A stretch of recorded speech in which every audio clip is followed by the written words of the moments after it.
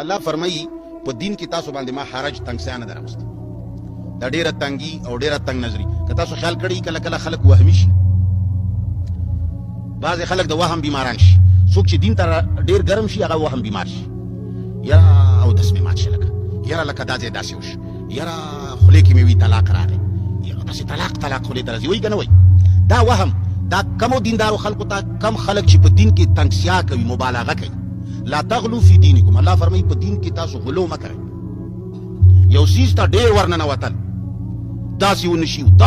او چې بیا به داسې وکړي او بیا به داسې وکړي او چې جومات ته ننوځي او خیب خبه ننباسي او چې راوځي ګڅه به راوباسي او باتروم ته چې ننوځي ګڅه به ننباسي او چې بار راوځي خیب پلانې دعا به وایي او د لارې به په ښي طرف دې ته ویلې کېږي تنګسیاګانې دا تنګیانې الله په منګه نه دي راوستي دا بندګانو جوړې کړي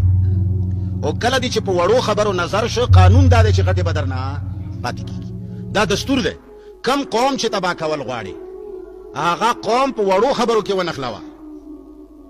کم کور کې چې په وړو خبرو نظر وي هغه کور همیشه وران وي که نه وي تا اوبه وڅکلې او بیا دې ما طرف ته دا اوبه راتویې کړې به جګړه وي په دې باندې او تا هغه ځای کې خبرې کولې او ما ته به دې بار بار کتل ما نه دې څه ویل جګړه وي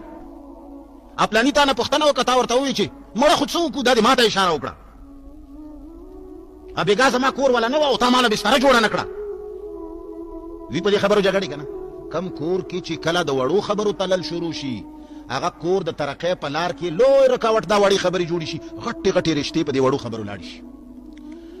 مسلمان ته په دې طریقې ملایزم دا د مسلمانانو په دې خبرو نظر غورځولی دی دا لوی حکومتونه او دا لوی سردارۍ ته چا ونیوي یهودو نصاراو مسلمان په دې لګیا دی بانک شته او که بانک نشته په بانک کې پلانې ټکی شته او که پلانې ټکی نشته سنت شته او که سنت نشته د جمعې 2 رکعاته مونځ دی او که 6 رکعاته دی او که 12 رکعاته دی او که 14 رکعاته دی او تراویح 8 رکعاته دي او که تراویح 6 رکعاته دي او ځل په به دې ځای پورې پرېږدي او که دې ځای پورې به پرېږدي ګیره به چې کوم دی دلته یو موټی ونیسي بیا به دلته یو موټی ونیسي بیا به دلته یو موټی ونیسي مسلمان لګیا دی شیشې ته ناست دی او چې دی اجې صرف د ګیري سنت برابروي تقریبا په خبره پورې علاقه خلکو نیولي او دوی سقاو کې ناست پې ګیري برابروي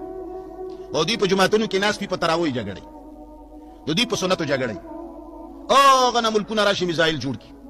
جازونه جوړ کړي ټینکونه جوړ کړي او لوی معاهدې وکړي اقوام متحده وجود کې راشي او مسلمان په دې کې لګیا وي چې دا پنجپیری دی دا وهابي دی دا بریلی دی یاره د دوی دا پلان کې شی چې دی دا شریعت نه دی ثابت یاره پنسې به دومره پورته کوي یاره جي دا کالري نه دي دا ډېر خطرناک شی دی لمن اخکته